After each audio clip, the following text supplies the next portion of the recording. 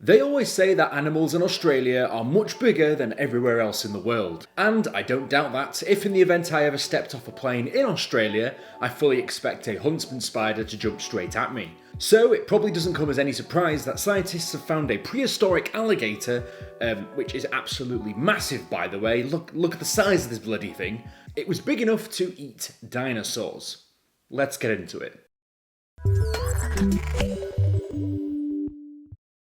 Hello! Welcome to Brain Spill, the laziest show on the internet. My name is Tank, and I just want to start today's video by saying that the whole reason that this video topic was picked was because dinosaurs are cool, and they're pretty awesome creatures. So, today's scaly beast is actually not prehistoric. It just sounds better in the title and intro. It is actually a large alligator-type creature found in what is now Australia, in the Great Australian Superbasin, at a site dating to the Cretaceous period, which is about 145.5 million years to 65.5 million years ago. This specimen found is to be believed around 95 million years old and is 8 feet long, which is absolutely crazy to think about. Scientists did not even believe that this was a fully grown specimen, somehow. So yes, this thing is pretty darn big, and the reason that scientists know that this can eat other dinosaurs is due to the fact that when they found these remains, they already found a pre-digested dinosaur inside the remains of one of these mammoth alligators. So the alligator itself and the meal it had that night were both fossilized, which is pretty cool to see. Science, people. The dinosaur was a young ornithopod, most likely a duck-billed dinosaur of sorts. Poor guy. Probably got swallowed in one go, not gonna lie. They were probably not quite able to identify the exact species of dinosaur, but it was determined that it was probably a youngling who met an unfortunate end. The fact that a dinosaur alligator might be able to grow much bigger than this shows that if it could get its jaws even bigger, then it would probably be able to eat a much bigger dinosaur. The remains, as impressive as it is, was missing a few vital parts to it however, such as the pelvis, and the skull, and the hind limbs, and many more bones. A lot of the animal actually. It was kind of an incomplete beast at this point. Dubbed the hang on a moment. Oh Jesus, here we go. Dubbed the Confractosuchosauroptonus. This translates from words in Latin and Greek which collectively mean broken crocodile dinosaur killer. Whoa, holy shit, that's a cool name. But at least the name, despite the fact that it's incredibly long, actually is what they found. It was a broken, shattered remains of an alligator. Well, and that was what they called it. So its legacy lives on.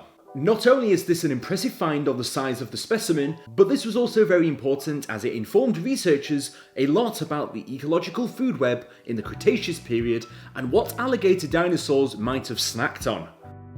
And the answer to that was pretty much other dinosaurs. It is likely dinosaurs constituted an important resource in the Cretaceous ecological food web. Given the lack of comparable global specimens, this prehistoric crocodile and its last meal will continue to provide clues to the relationships and behaviours of animals that inhabited Australia millions of years ago. What I find so impressive about this is despite the fact that we found some dusty old bones in the ground, we were able to accurately identify a lot of information about these creatures that lived millions and millions of years ago, and we've got some pretty nifty technology to back it up. Yes, we have the technology at our fingertips to identify the bones and confirm exactly what animal they came from.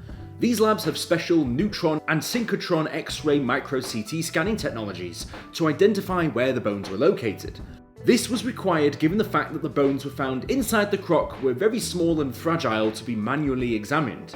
So the CT scans were helpful to create a 3D reconstruction of the bones and whereabouts this might have been in the animal. This process can take months to undertake, but the results are fascinating.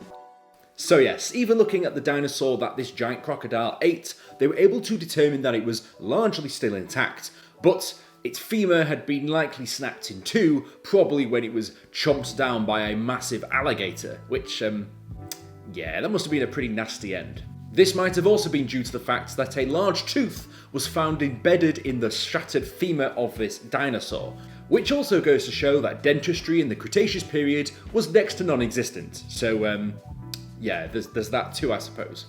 This program is so advanced that it's even able to produce 3D images and a mesh for each individual bone identified.